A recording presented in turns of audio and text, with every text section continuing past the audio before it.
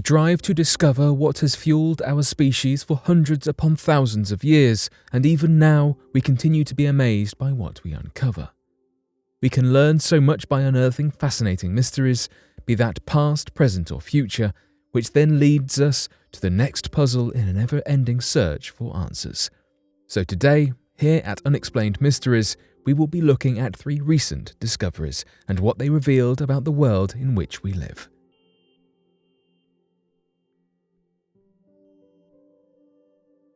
Generating nuclear energy similar to that of a star. The search for the next breakthrough invention for clean energy has driven dozens of scientific research and experiments throughout the past decade. As scientists concerned with the effect of non-renewable energy on our planet drive the search for a more sustainable option, it seems that they are reaching for the stars, quite literally. Stars are balls of continuously combusting gases driven by fusion reactions as 2 atoms fuse nuclei together and release a celestial burst of energy.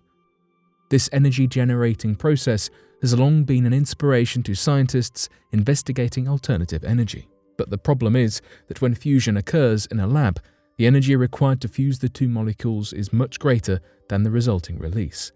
To solve this problem, researchers have been searching for ways to achieve ignition, meaning the burst of fusion energy is greater than the inputted energy. And it seems that they might be one step closer to achieving this massive feat. Physicists at the National Ignition Facility at the Lawrence Livermore National Laboratory in California recently conducted experiments that attempted to trigger ignition using an astonishing 192 laser beams aimed at a fuel pellet of heavy hydrogen. The resulting fusion, while not reaching true ignition status, still emitted 1.35 megajoules of energy, which at 70% of the inputted energy was the closest that any lab has come to ignition yet, and is 25 times greater than the next highest record of energy emission, which was set 3 years previously. And despite not qualifying as true ignition, this breakthrough is massively important in the quest for slowly decreasing energy input while increasing energy output in order to reach a net gain of clean, reproducible nuclear energy.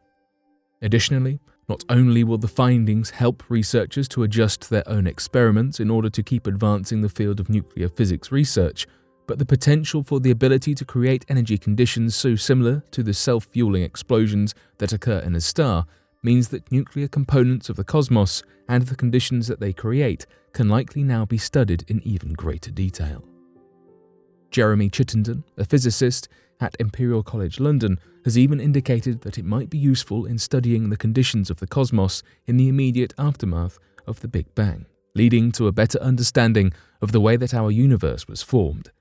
As far as relying on the ignition reactions as a source of clean energy, scientists believe that the key lies in the ability to achieve self-sustaining burn of the plasma, where the heat released from the fusion reactions becomes fuel for more fusion reactions, continuing in a perpetuating cycle. This cycle would exponentially increase the energy yield of the reaction, and these latest experiments from the National Ignition Facility prove that research is bringing us ever closer to being able to achieve such a goal.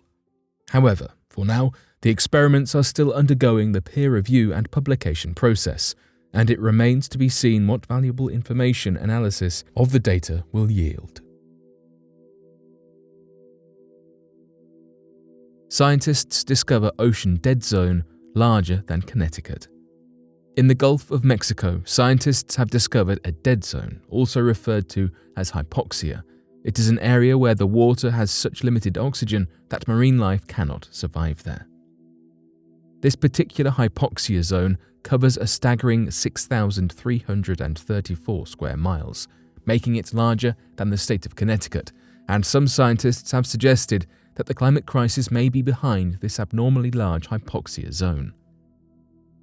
Hypoxia are caused when the nutrients from the land run into the watershed and then, over time, into the ocean. This is usually a result of too much fertilizer being applied on crops and similar produce. The nitrogen, along with other compounds, encourage algae to grow. When the excess algae then deteriorate, the decay uses up a great deal of oxygen before sinking into the water. Nancy Rabelais, a researcher from the Louisiana State University, who is part of the team tracking the hypoxic zone, explained that the low oxygen levels are alarmingly close to the shore, with some areas lacking oxygen almost entirely. From our understanding of how these hypoxic zones can be caused, it is clear that there is a link between agricultural and farming practices, though experts are suggesting that we should not be too quick to consider that climate change is a key underlying factor. The EPA Assistant Administrator for Water, Radhika Fox, explained that the impact of climate change on communities in various ways cannot be ignored during this.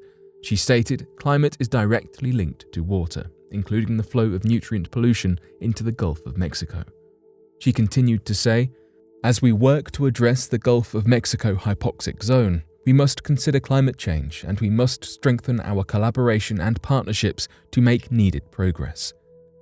The US Department of Agriculture has aimed to tackle this issue too, spending more than $50 million to improve the Mississippi River watershed in order to prevent further damage to the Gulf of Mexico.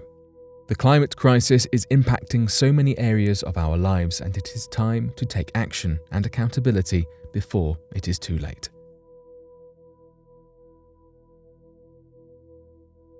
Extinct hobbit creature found in Wyoming. I am sure that plenty of us have a hobby, film or book that we get particularly excited about. It seems that for many paleontologists, this is J.R.R. Tolkien's work, particularly The Hobbit and The Lord of the Rings. Perhaps it is a secret requirement of the field. For those who are unfamiliar or could benefit from some dots being connected, in Tolkien's book The Hobbit, the protagonist group, Bilbo Baggins and his crew, head out on a quest towards the Lonely Mountain. On their journey, they encounter a huge shape-shifting warrior with the name Beorn. In the book, Gandalf the Wizard described Beorn as the following. Sometimes he is a huge black bear. Sometimes he is a great, strong, black-haired man with huge arms and a great beard. Well, this brute of a character has been preserved beyond the literature and cinematic depictions thanks to paleontologists, who have named a newly discovered extinct mammal after Tolkien's creature. The now extinct creature appears to have been most prominent during the Paleocene epoch, falling between 65 and 23 million years ago, meaning it made an entrance not too long after the dinosaurs were roaming around. This mammal, known as being furry with puffy cheeks, has been named Beornus honei, continuing an already present naming pattern of early Paleocene mammals, naming them after Tolkien creatures. Madeleine Atterbury, the lead author of the study on Beornus honei and a researcher at the University of Colorado Boulder, stated, "I have always been a huge Tolkien fan, and there is a long-standing tradition of naming early Paleocene mammals after Tolkien characters." She goes on to elaborate on why she chose Beorn as the inspiration specifically, explaining, "She chose Beornus honei because of the large size and inflated appearance of its teeth compared to other mammals." I'm sure throughout this description thus far, you have built an image of the Beornus honei up in your mind, though if you are picturing a big creature similar to a bear towering over other animals with razor-sharp teeth and claws, you would be wrong. Beornus honei is known as a condylarth, meaning it is one of many prehistoric four-legged mammals. These condylarths have been likened to dogs, though they were the ancestors to animals such as horses and rhinos, as well as other animals with hooves, according to the information published in the Journal of Systematic Paleontology.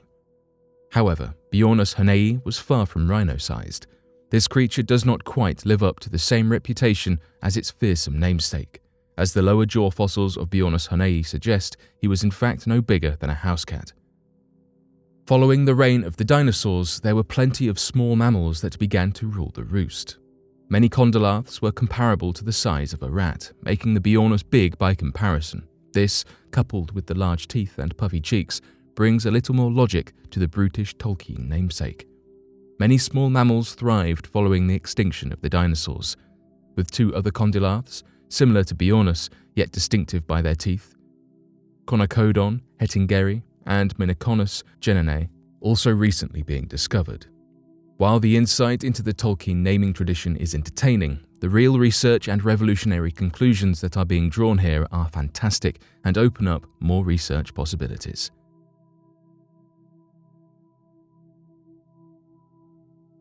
But what do you make of these interesting discoveries? Be sure to let us know your thoughts in the comment section below and help us by growing this community while working to solve these unexplained mysteries.